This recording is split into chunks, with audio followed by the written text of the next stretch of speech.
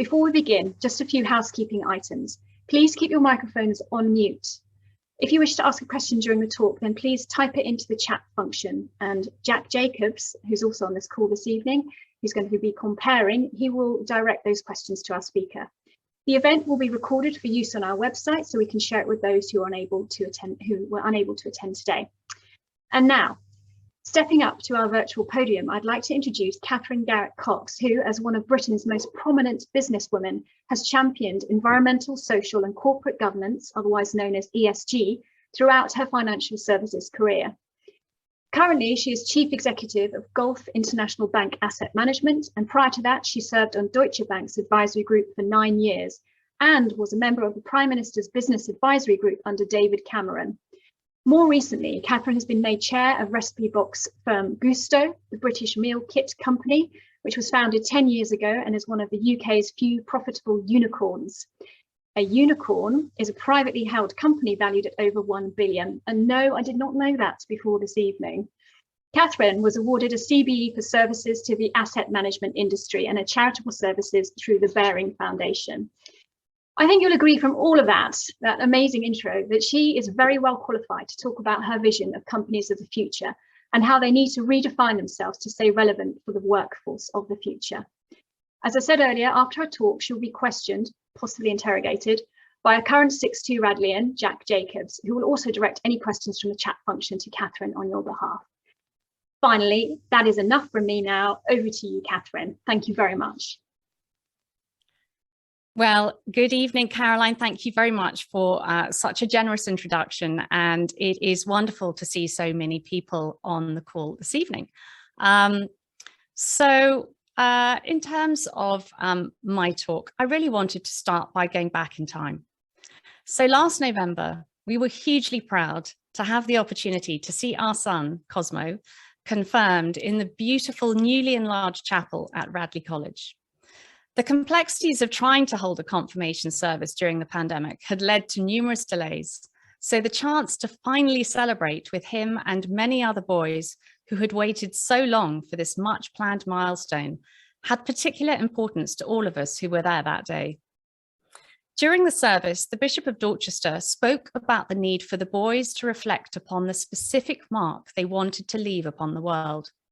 And most notably, he challenged all of us to think about what we wish to be remembered for when all is said and done.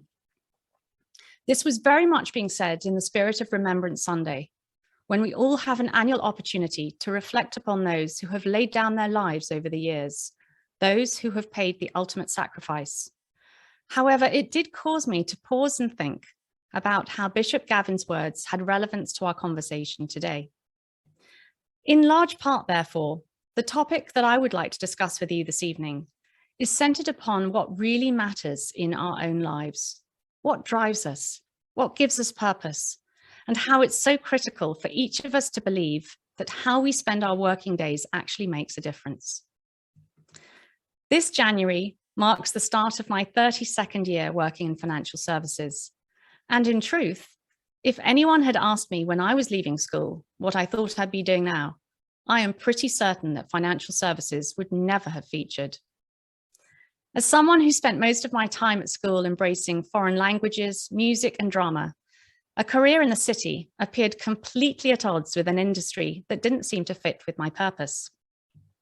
However, here I sit over 3 decades later, and I can honestly say that it was and continues to be the most perfect choice if you want to make a difference to the world around you. Over the years, I have had the great privilege of meeting extraordinary people. I've traveled extensively, I've worked with outstanding leaders, and I've been given amazing opportunities. So what, you might say?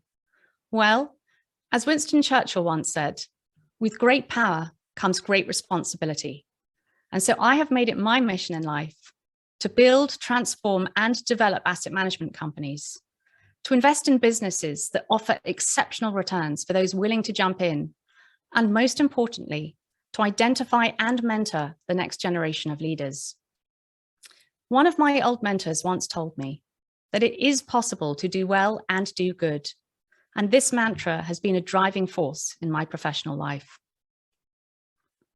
Around 20 years ago, when the whole concept of responsible investing, sustainability, and environmental considerations were absent from many discussions, I had the great fortune to meet someone whose purpose ran through him like blood runs through our veins.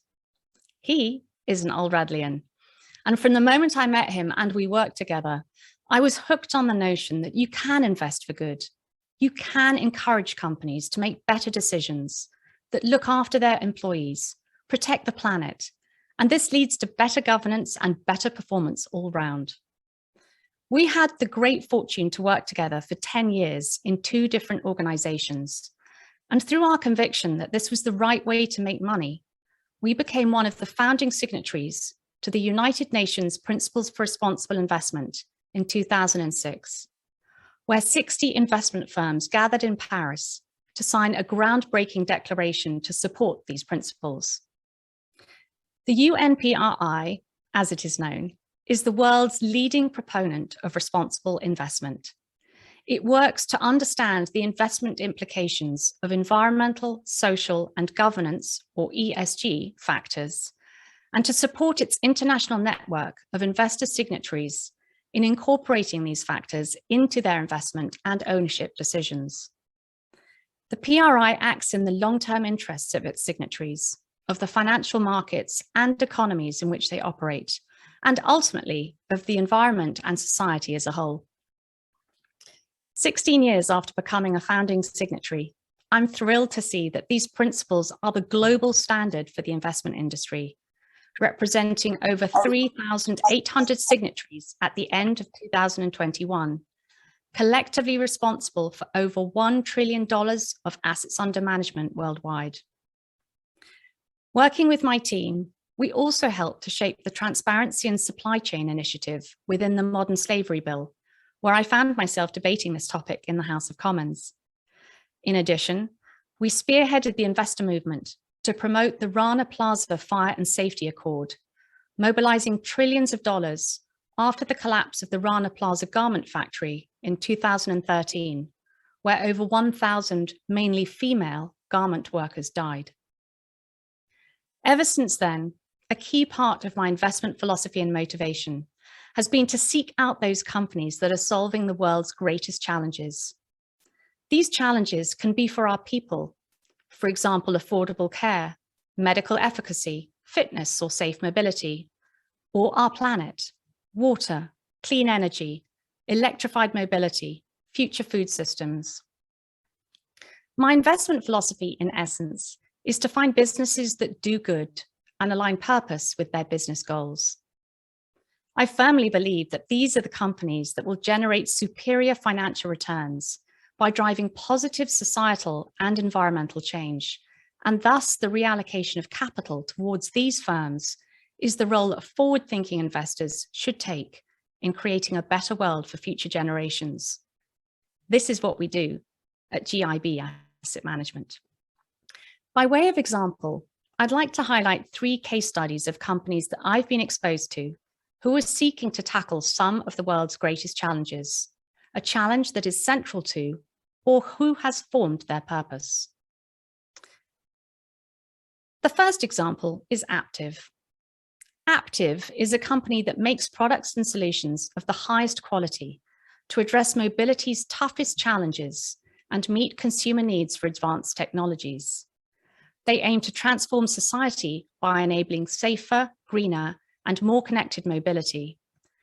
They hold an unmatched position in the industry with deep capabilities in software development, automotive-grade industrialization, and systems integration. That is good corporate speak, but basically, they make cars safer. The one value that underpins Aptiv values is acting responsibly and ethically in every circumstance by doing the right thing the right way. The challenge is that with 1.4 million people dying on our roads every year, road traffic accidents are the leading cause of death for people between the ages of 5 and 29. The solution, or at least part of the solution, is Aptiv's innovative technologies, such as their cameras and sensors.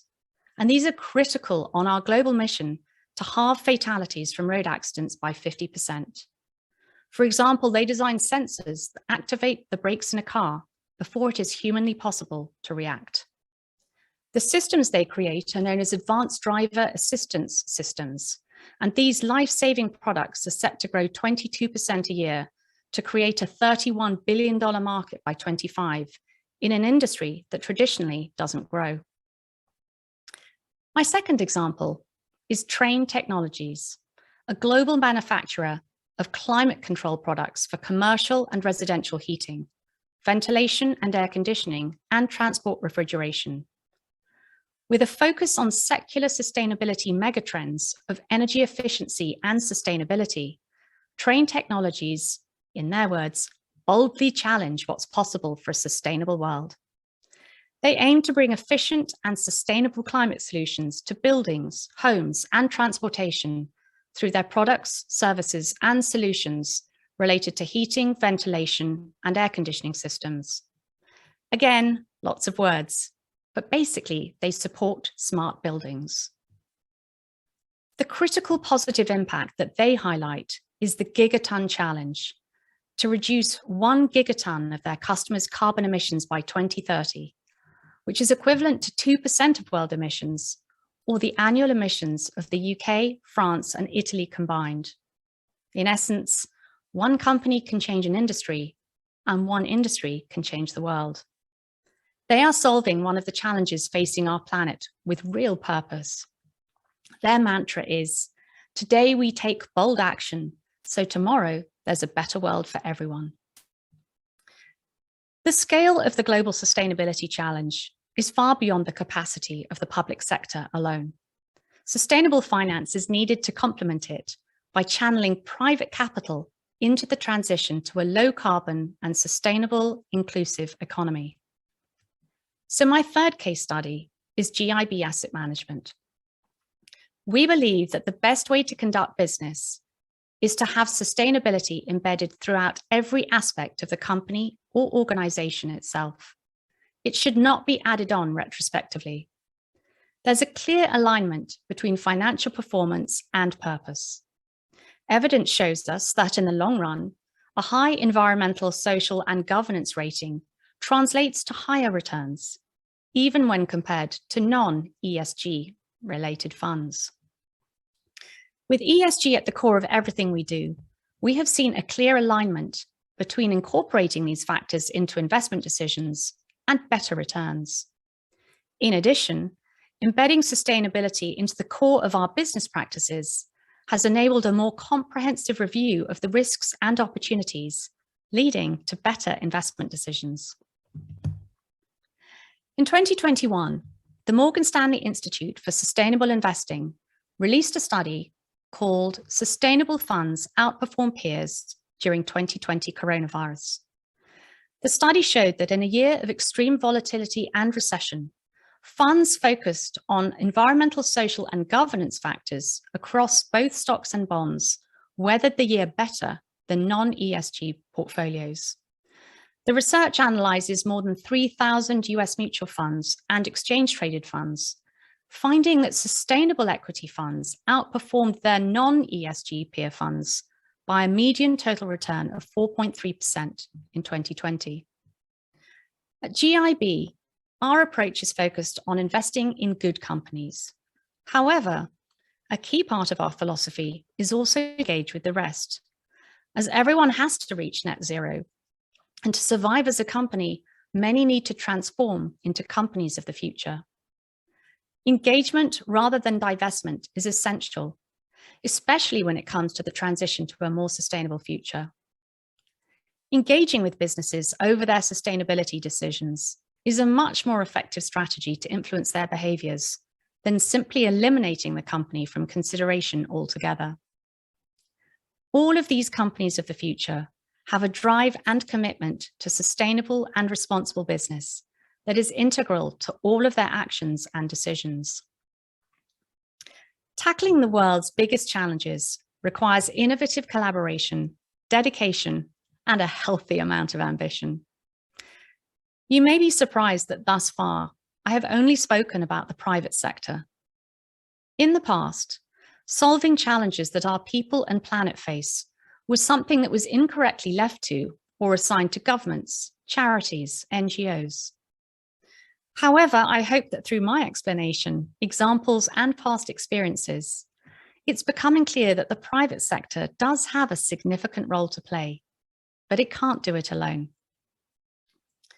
The first half of 2019 saw unprecedented recognition of the climate emergency, with mass climate protests, school strikes, warnings from the Bank of England, and new advice from the Intergovernmental Panel on Climate Change, urging the government to set a new target to deliver net zero greenhouse gases by 2050.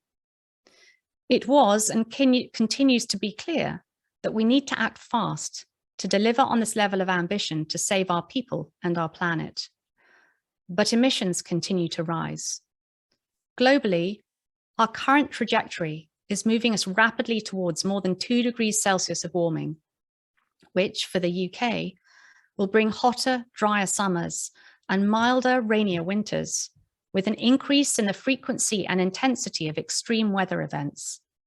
Sea level rise, biodiversity impacts, and loss of agricultural productivity are also the realities we're seeing, and the consequences of these changes are already being felt.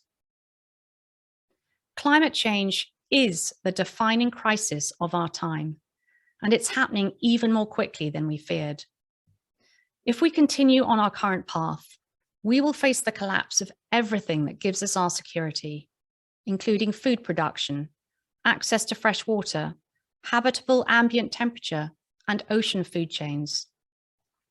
But we are far from powerless in the face of this global threat. As the Secretary General of the United Nations, Antonio Guterres, pointed out in September, the climate emergency is a race we are losing, but it is a race we can win. While science tells us that climate change is irrefutable, it also tells us that it's not too late to stem the tide. This will require fundamental transformations in all aspects of society: how we grow food, use land, transport goods, and power our economies.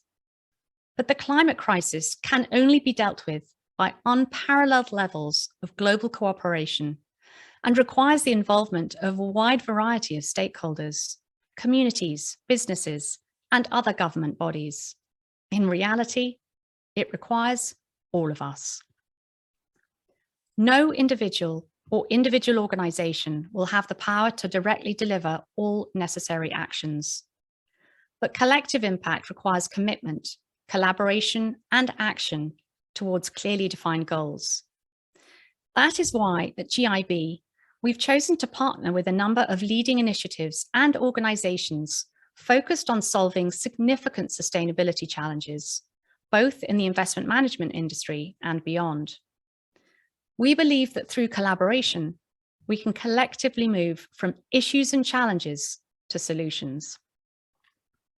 The best topical example of collaboration, dedication, and ambition that we have partnered in would be the Blue Carbon Challenge, a global call for blue carbon initiatives focused on mangroves, seagrass, marsh, and seaweed, which could lead to carbon credits and/or tools in finance, education, and training that improve trust and transparency in the blue carbon market. This initiative is being led by Friends of Ocean Action, the Mangroves Working Group, and is run in partnership with supporting partners such as Salesforce and Conservation International, as well as ourselves. The focus of this challenge is to find blue carbon projects that advance the conservation and restoration of coastal and aquatic ecosystems that can enter the carbon market, as well as solutions that support and build trust and transparency in such projects. This challenge aims to support high-quality projects in blue carbon supply and connect this supply with corporate demand. Around 50% of our lives will be spent working. That's a lot of time. And time is one of the few things you cannot recover in life. So hold on to this thought for a while. In the long run, no human being can spend time and energy on something they don't believe in. It has to mean something. That's why organizations of the future must embody a sense of purpose. The only organizations capable of sustaining their most valuable members are those that have clear, ambitious, and transforming visions for the world. That is because we dream. We dream of exploring the unknown, fixing what seems to be unfixable, and creating what no one else thought about. This is how we develop, innovate, and discover what is out there in the universe. One dream or wish that often dominates the minds of our generation is to end the climate crisis and guarantee security on Earth for generations to come. For indeed, our generation is the first to truly understand the global challenges facing us all, and frankly, the last to be in a position to do something about it. We cannot let this moment of responsibility pass us by. Consequently, in a world that is becoming more connected, more competitive, and yet facing scarcer resources, the only way organizations can survive is by transmitting to their members the true importance of why they exist, what value they add, and what they are doing to help the urgent climate crisis. In other words, organizations of the future need to embody a sense of purpose, drive, and ambition that mirrors that of its current and future employees to tackle the challenges facing our people and planet. Meaningful work consistently ranks as something craved by our generation, and the prioritization of purpose over pay is growing. Today's talent is also more attracted to organizations whose values match their own. PwC's 2018 survey, Workforce of the Future, found that 88% of millennials want to work for a company whose values reflect their own, which is an essential driver for companies, and this number is only increasing. A further point is that the COVID-19 pandemic has increased the urgency for change, specifically around sustainability. A shock to the system has caused many to reassess how they've been living their lives, and this is being seen with regard to people wanting to have an impact and leave a legacy behind. The pandemic, as a stark reminder that we are not immortal, has caused many of us to ask fundamental questions about our life choices and whether or not these align with our core values. Living a life of purpose is the reality of today. Ensuring that your personal values are aligned with how you choose to spend your working life should stand at the forefront of your future career decisions. Perhaps many years ago, it used to be an area of compromise, but this is not the case anymore.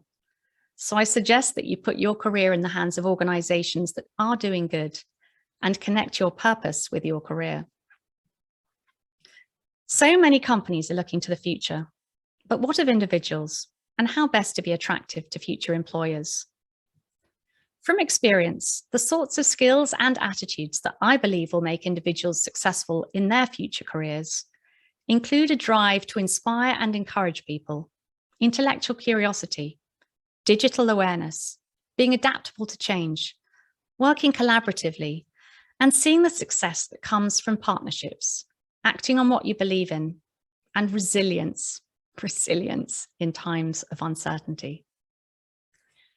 At GIB, we run a graduate program for some years now. It's designed to expose graduates to the many varied functions within the company and supports the future direction of their career. Whilst preparing for this talk, I asked a number of our graduates that have been with the company for varying amounts of time why they had chosen GIB and what they have learned from their experience so far. I selected 2 quotes from the many I received. One told me, "I chose GIB as it was a company that from the outset appeared to provide an opportunity to make a difference. It's a hands-on firm where your work is valued." And another said, "While at school, I was always told to choose a subject at university that I loved. Many people would go down a subject path that they thought would benefit them in the future, but I chose a subject purely because I was passionate about it. Reflecting on this advice, I believe you should adopt the same mindset when applying for a job. Choose something that you're passionate about. That is why I chose to work at GIB. The focus on people and planet and the impressive drive towards sustainability was a major point that attracted me to the company." Well, many of their remarks made me very proud that we have these colleagues as key members of our team. They challenge us, they hold us to account, and they keep us well informed on the world seen through their generational lens as much as ours. So to conclude, I'll take you back to the chapel at Radley College and the words of the Bishop of Dorchester. What we wish to be remembered for in the future should determine the decisions that we make and the actions that we take in the present. There are so many opportunities to make an impact, and companies who are well positioned for the future will welcome all of you who wish to be agents of change. My lasting hope is that you make time to consider what really matters in your own life, what drives you, what gives you purpose, and most importantly, how you can genuinely make a difference to this amazing planet that we call our home. Thank you, and over to Jack. Thank you very much, Katherine. Such a pertinent and I think informative talk that I've certainly found quite relevant, I think, to the world around us today. And it was on that last point, particularly regarding what employees look for in employers and how employers may have to adapt, especially regarding sustainability. But I asked this perhaps as someone who may be going into or looking for a job in a few years. How do you think it is that employers will change what they are looking for within employees to kind of meet those goals of sustainability? What qualities would it be within a prospective employee that they'd really be looking for? Well, it's a great question, Jack. And I think in part it is, I come back to what I said about, I think being a digital native, I think is really important. So I personally think it's great if you can learn to code, at least the very basics. I think that's a skill that people will really look for because everything is becoming more automated, not in any way to undermine the importance of human intervention, but just to make things efficient. So I think being digitally savvy is really important. And I think the other thing I'd say is just be open-minded. There will be so many opportunities that you and your colleagues, your year group at Radley will have the opportunity to try. And sometimes opportunities come along that you didn't quite expect. And I would say embrace it, go for it. And I'm absolutely certain you will shine in whatever career you choose to pursue. Thank you. And I forgot to say, if there's anyone who has any questions they would like, please put them in the chat function and I'll get to them. And I suppose the second one I was kind of wondering throughout is that what do you think within the financial sector are the greatest challenges to achieving greater sustainability? You know, what is really putting off other companies from making that leap towards sustainability? Is it, you know, perhaps an issue of culture, maybe an emphasis too much on short-term profit, or is it more one of resources where the private sector themselves just don't have the capacity to undertake enough of the risks? So another great question. And I think that if I'm honest, the last few years have been peppered with people really trying to work out whether it actually costs more to manage organizations in a sustainable way. And sometimes there are processes and procedures and various things that you have to put in place that do cost more. Sometimes you have to install better energy systems. Sometimes you have to dispense with plastic bottles and buy new smart glass bottles or give people something that they can use and just refill from the tap. So, you know, I use small examples, but I really think that we're moving forward in a way that debate has sort of been had. And I think that there's just a natural tide that is now lifting people to really have the confidence that this is the right thing to do. And for years, I can tell you for years, there was this sort of, is it either or? No, I mean, our philosophy is very much the whole idea that this is the best way to give best investment returns. And that these companies who are doing good, we feel it's our responsibility to shine a light on them. And these are exciting times because there are just going to be so many opportunities for your generation to walk into companies, some of which probably don't even exist today. And I think that's fundamentally exciting as you look forward. No, I couldn't agree more. I think it's quite an exciting prospect for people of my generation, particularly, I think, regarding the financial sector and a lot of areas that we perhaps consider to be quite concrete and how they're constantly changing. But I'm just going to take some of the questions from the chat now, and if anyone has any more, please do put them in. We first have, what are some of the common missteps that you see companies make with their corporate sustainability goals? So yeah, well, I think this is a great place to start as well. So I think probably one of the common missteps, from at least my humble perspective, would be that some people think that just banging out a nice flashy corporate sustainability report is enough. And I think that really it goes to this point about, is it genuine across the organization? So of course, reporting on what you're doing is important, but this is not, I think what we're talking about here is not simply corporate social responsibility, which used to be sort of the domain of, well, we donate and support that charity and we give people volunteering days, and that's all great, but it has to go beyond that. And so I think I would just say that people think putting out a nice report is enough, but I really encourage them to hold a mirror right up to themselves and say, well, if I came and really, walked around your organization and spoke to people, would it be real? Would it be authentic?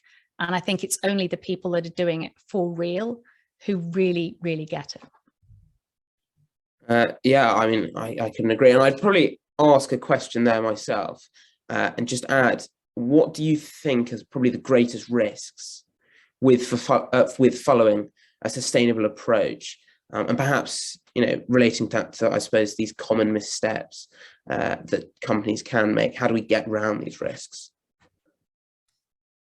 I mean, I think what I would say is that I would maybe turn the question slightly on its head and say, I think it's a risk if you don't do this. And I think the exciting thing is that there are so many opportunities in front of us, depending upon what sort of industries, what kind of sectors, what part of the world do you want to work in.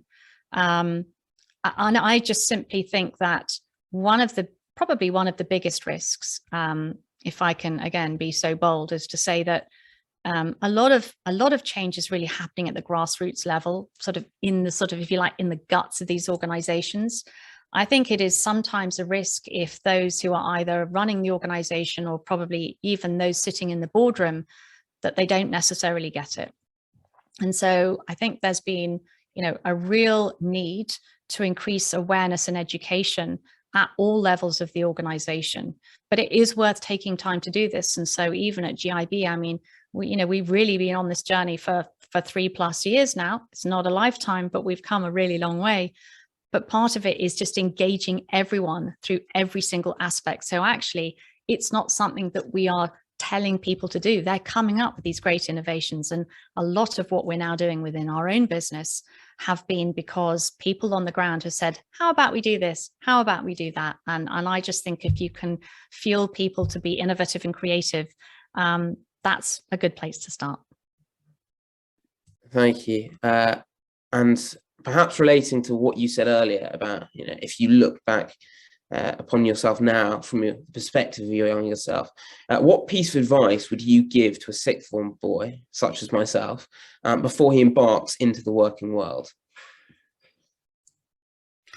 Well, luckily you've got a few years, Jack, but we know that you have a glittering future at Oxford awaiting you. Congratulations again. What would I say in terms of best advice? Probably I'd say never take no for an answer. I would say people have said to me, I don't think you can do that, throughout my long career and probably even when I was at school. And that just made me want to prove them wrong. So never take no. If you want to do it, go for it. Wise words of inspiration, I certainly will. Another question here, how do we consumers know whether a company is being truthful to sustainable principles or just greenwashing? I suppose, is there any form of transparency within this process? So that's a very, very topical question at the moment, because I think that there are a lot of organizations who, if I'm honest, are kind of jumping on the bandwagon here. And I think it's quite difficult for consumers to be able to determine what's real and what is, if you like, sort of snazzy marketing. I mean, of course, there are lots of transparency points, but I think probably the best way to keep us all on the straight and narrow is the use of social media. I mean, this didn't really exist sort of, 10, 20, certainly not 30 years ago. And I think what gives me hope is that the speed of transmission of real life stories is incredibly quick. And I think that social media, whether you like it or not, personally, I'm not great on social media, but my children keep telling me I need to be better.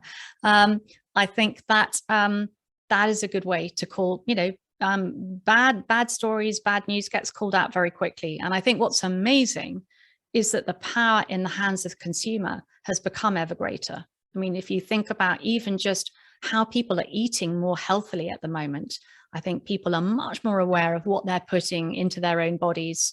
I mean, everything is very much rotating around, alternatives to meat, solving many sort of challenges around sustainability. So I think we as consumers, our buying power is really meaningful.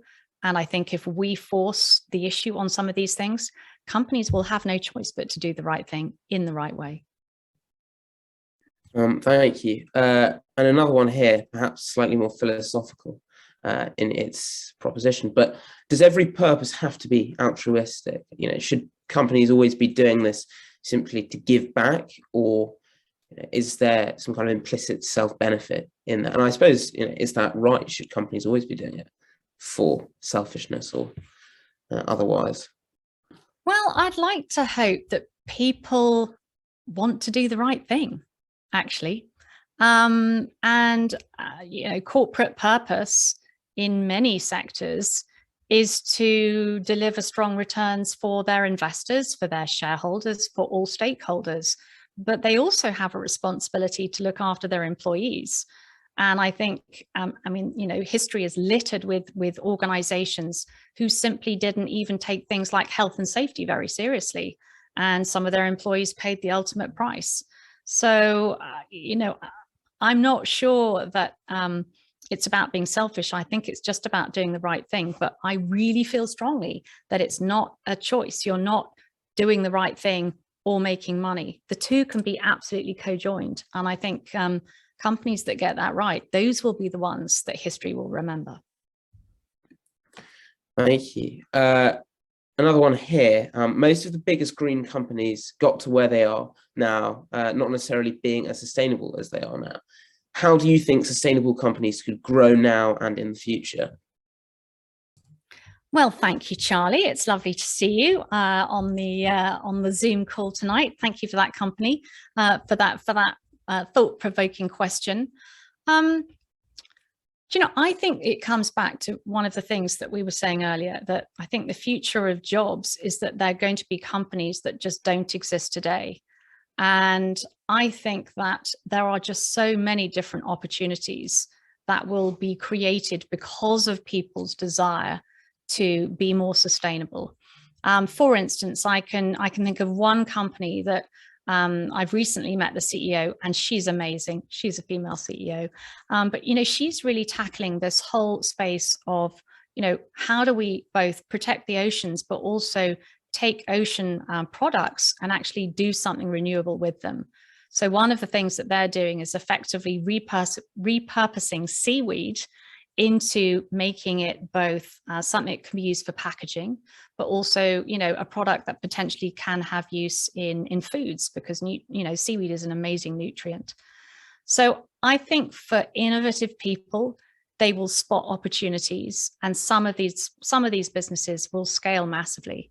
And frankly, my experience is that it's so much easier to start with a great idea and then build something from that than, as you said, Charlie, try to repurpose some of these companies who are just wrestling with what they know to be right, but they have to it's like turning a super tanker, whether it's, a monster oil company, doing good things, but you've just got to change the whole ethos and philosophy. But I'm really excited to see what's going to play out. And I think, Jack, your generation is just going to have such a world of opportunity. You're very lucky. I like to think so. I suppose it's about looking for where those opportunities are.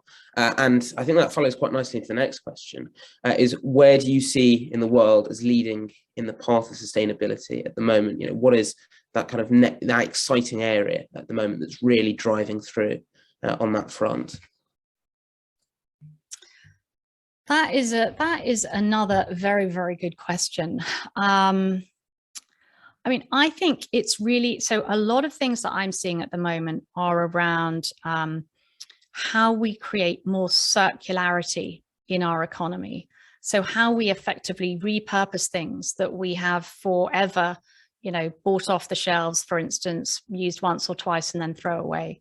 So there are a lot of very interesting circular business models that I'm seeing, particularly around, for instance, clothes. So clothes being repurposed. I mean, I can certainly think of one business that I know the founders. She's been to speak at Radley before, and she effectively repurposes old fire hoses and creates handbags and sort of leather goods, right? So I think it's really interesting to think about, how we just stop taking and throwing things away, because there are certainly parts of the world where recycling just doesn't really happen very, very easily or at all. So I think thinking about those circular business models, fascinating. And then, I mean, I touched on it in my talk this evening. I'm personally really passionate about the future of blue finance, the oceans, because it cuts across so many things. It cuts across coastal communities, mangroves, really, really sort of help protect coastal environments from suffering erosion. And apart from anything else, the oceans have this amazing ability to capture and store carbon. So it doesn't get released into the atmosphere. And every time, people are sort of dredging for clams and other sort of things in the sea, it just sort of stirs it all up. So I think those two things would sort of be interesting areas that I'd really want to explore.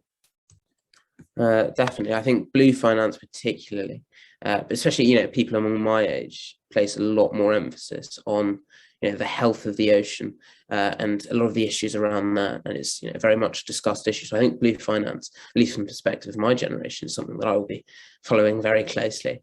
And another one here about your impact, as an investment manager.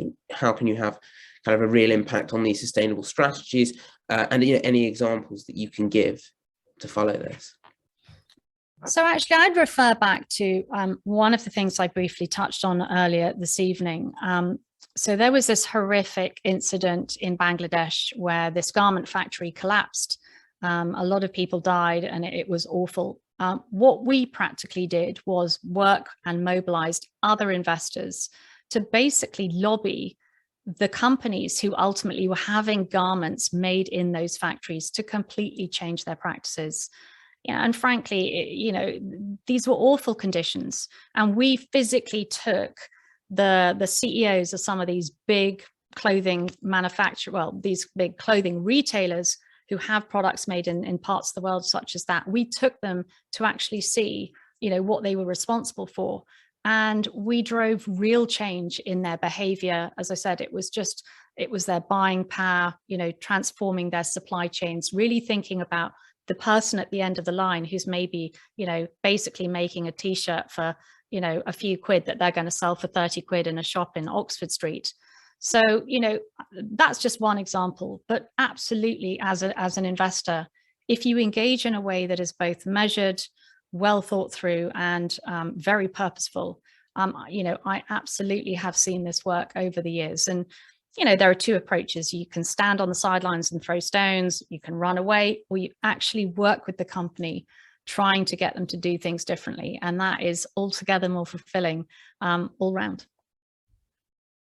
Thank you. I think the example to do with fast fashion is very interesting, especially people of my generation have begun to move away from that and view it very negatively, and how finance really has a role in that and kind of causing action on that perception is very interesting. And another one here to sort of bring it back to the present is about COP26. Do you feel this was a success, what was achieved, and kind of relating it more towards your perspective, how did this impact the world of finance?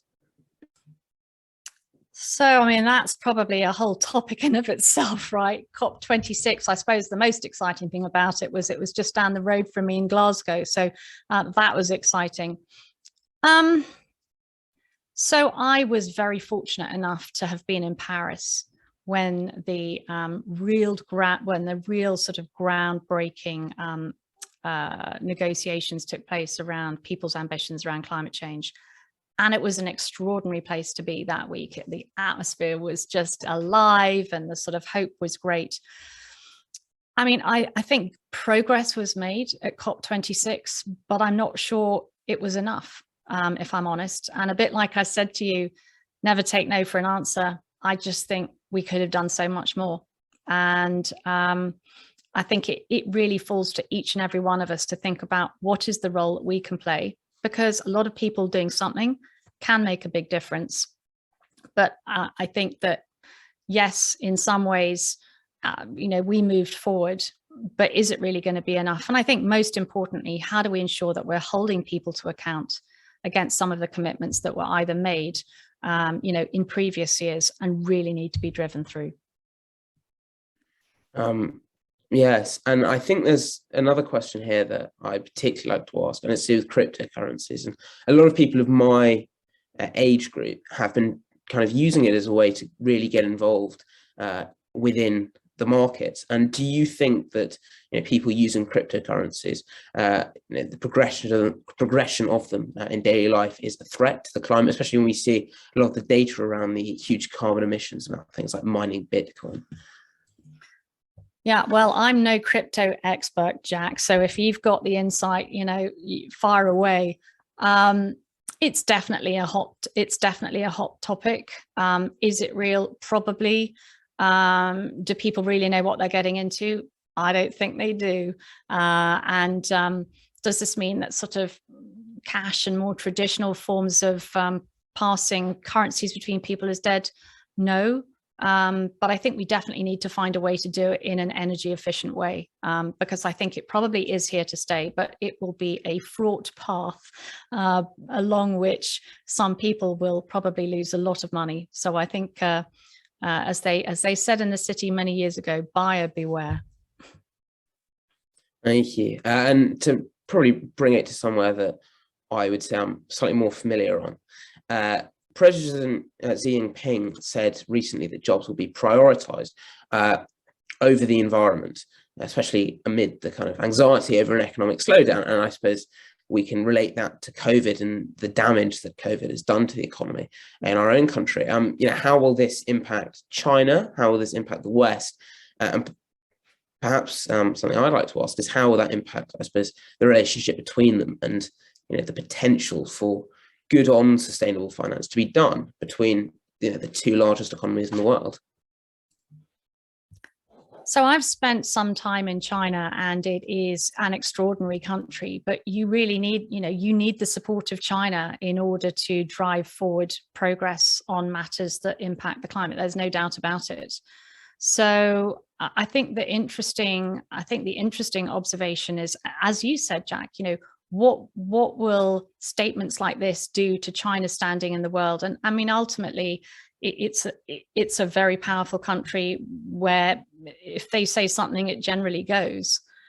But I think that what I am worried about is, what does it do in terms of an ability to destabilize some of the plans that we all have and the hopes that we had.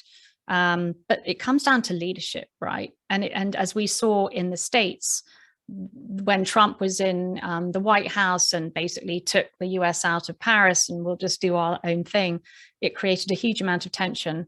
And it comes back to what I said earlier, that if this is to be something that we can collectively achieve, it will take everybody to lean into this.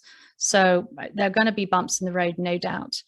But I think that, China is a force to be reckoned with. And ultimately, we need them, we need India, we need the US. Everybody needs to be on this path. Otherwise, we're just not going to do it. And I couldn't agree more. And I think leadership is very important, and something I know you yourself have really highlighted, the importance of personal leadership in kind of bringing this all together. And Another question here, what investments do you avoid? And another question as well has been added to that. How do cryptocurrencies rate on your ESG criteria? Now, I'm not going to claim I know what ESG criteria is, nor may others here. So perhaps some clarification on that would be quite helpful. But relating to what I was asking about risks earlier, are there investments that you avoid, particularly within the sustainable sector? Well, I mean, I think there are, for me, I think the obvious investments that we would avoid, that most people avoid, is anything to do with cluster munitions. I mean, that's a very emotive topic and subject. I think equally, depending upon people's bias, anything that is touching the sort of fields that are less desirable, I would say, pornography, gaming. some of these sort of areas are areas that people would not be wishing to sort of move forward in. How do cryptocurrencies rate on your ESG? Very good question. At the moment, we're not investing in that sort of space, and so therefore you can surmise that it doesn't quite hit the mark in terms of what we're looking for around good, transparent companies that are doing the right thing for society at the moment. Thank you. And I think that the emphasis on what's considered moral and where the moral comes into business is something that a lot of people my age particularly consider. Even when they're choosing companies and let's say going for things like fair trade products. It may seem small, but I think it certainly doesn't add up in terms of the perception of the consumer.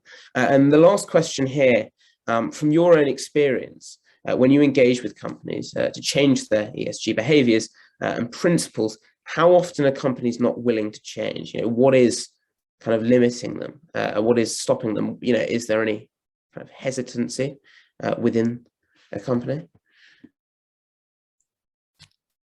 So I think my response would be that people are always willing to listen. Whether or not that listening translates into practical action remains to be seen. But for the most part, I would say that we're not lone voices. The asset management industry is a huge industry now, and companies who are public and increasingly companies who are private, I think, just understand that their license to operate is going to be inextricably linked to their ability to be seen to be doing the right thing, whatever that is. So, if companies are going to be so blinkered and not wanting to change, perhaps it's an issue of timing, perhaps it's an issue of maybe they need to sort of move from here to here, and they're doing it in a gradual way because of, how much it costs or whatever. But I think more or less, companies that really are so resistant to change are going to struggle in the public markets and may end up just being privately held, family-owned businesses. But I think ultimately for public companies, this is very definitely the direction of travel. If you want to, as I said, if you want to have and keep your license to operate. Well, thank you. It's an incredibly exciting prospect. And I, as someone who perhaps never really considered the impact finance could have, I've certainly been quite captivated by it. And it's, perhaps maybe even pushing me in the direction of a financial career, who knows? But it's at that point that I hand back to Caroline. I'd just like to say thank you so much for such an illuminating talk and to listen to a perspective that, perhaps we don't hear enough of, I think, from the investment managers as compared to just from the consumers. So thank you. Well, thanks, Katherine, and thanks, Jack. You were both absolutely brilliant. Katherine, I could listen to you all night. Jack, you're an absolute natural, and if it doesn't work out at Oxford, I'm pretty sure you can go into TV. So I think we're good there. Thank you. It's been brilliant, really, really fascinating. Thank you, everyone, for coming. We'll have our next Big Thinking talk in March, and we're lucky enough to have old Radleian Oliver Bayliss, director of architect firm Buckley Gray Yeoman, who's going to come and tell us about cities of the future. So that's our next future topic. Thank you all for coming. Have a lovely evening, and we hope to see you next time. Thank you.